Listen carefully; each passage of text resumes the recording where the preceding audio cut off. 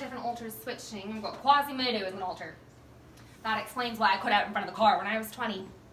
And I carried a heavy desk up the stairs. I took a picture of my brother doing that, and I thought I have a bad back because I also showed off kickboxing in a skirt and fell flat on my back.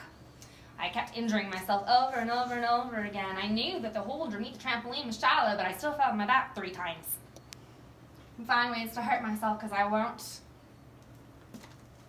cut. So they find ways to hurt me, and this is true. A lot of other victims. You find ways to hurt yourself over and over and over again because, like I said, I had little parts of me that wanted to die. That will bring us to this one, Suicide Itch. This is about a girl that I worked with. She had terrible PTSD, badly performed abortion, and other things, and parents who didn't support her either, and she had hundreds of scars on her arms from where she cut, and she was in a residential treatment center, and the staff didn't understand it. They were little man syndromed willpower champions who thought happiness was a choice, and what the fuck was wrong with these kids? You just haven't tried hard enough, and you can imagine how that makes an itch. And she was having a hard time. She was pulling out her hair in therapy, and we got along so well, and I just put my arm out on her, and it was amazing how there was a hole in my heart that held her hurt. I didn't understand why, but now I do, because then I started feeling the same pain later on. I knew what she was going through. It's like an itch, the urge to kill yourself, and it's something, yep. So that's her pain and why I know it. This one's called What Does It Mean? It's a piece that I started at BYU. I took an art class, and I had too many absences, and so he told me go to the student art show and draw what you like. And there was a sign, do you question? And then there was this girl going like this. And I didn't know what it meant, but I liked it. And then they found these existential figures, and I love how this is the feeling that I got out of BYU. There's lots of repression here. And then my altars all added to it one day when we added to the charcoal our pain.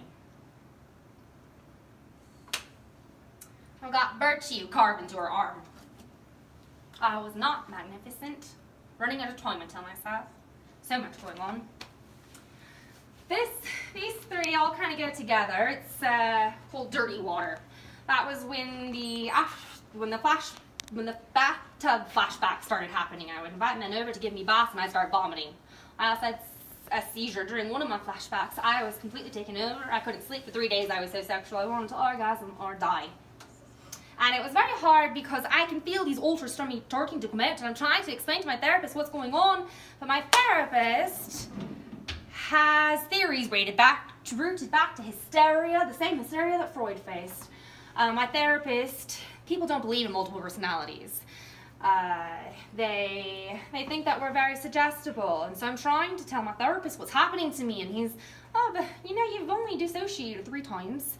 The DSM-5 says it should have been 4 by now. I mean, about that pragmatic. They don't believe a word you say, and they end up playing the role of father. Freud's right there, but it's not because I wanted to fuck my therapist. It's because my therapist was like my father. He held my hand through all of the hurt, regained a rapport, and then at the very end, when I tried to explain what was happening, he told me, I believe you, Christina, but he didn't. So it wasn't that I wanted to fuck him, it was that I felt like he had raped me too. I'll get back to therapists not believing in DID. It's another thing that's been very hard for me.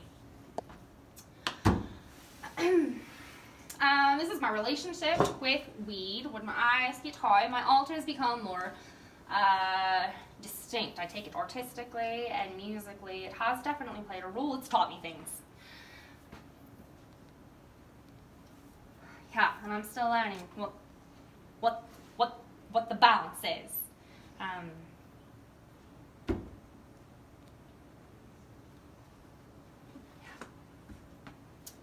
It's hard because I'm feeling very suicidal lately. So, anyways,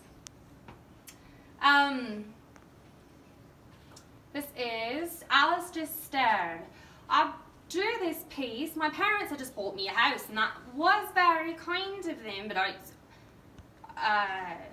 felt conflicted about it because they were going to charge me rent when I got better, but I was breaking down, and I told them, I don't want to be in your house. I'm not okay. I need financial assistance, and I need to be independent. I don't want to be strong to you, and they kept me in that house, and they wouldn't give me a dime.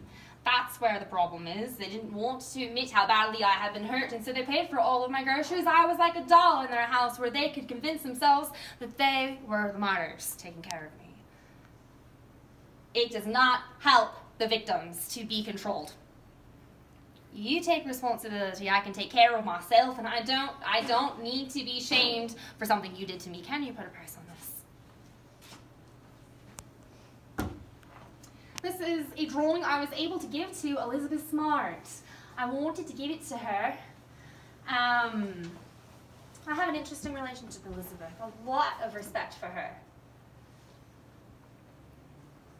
But conflict too, because if your abuser is a madman in the desert, the church is all about supporting you.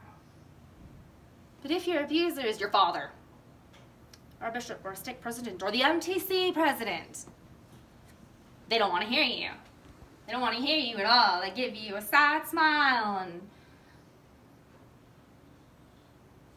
and a shrug. This is Alice. It was about my birthday.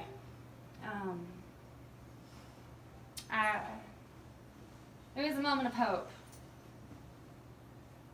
Yeah.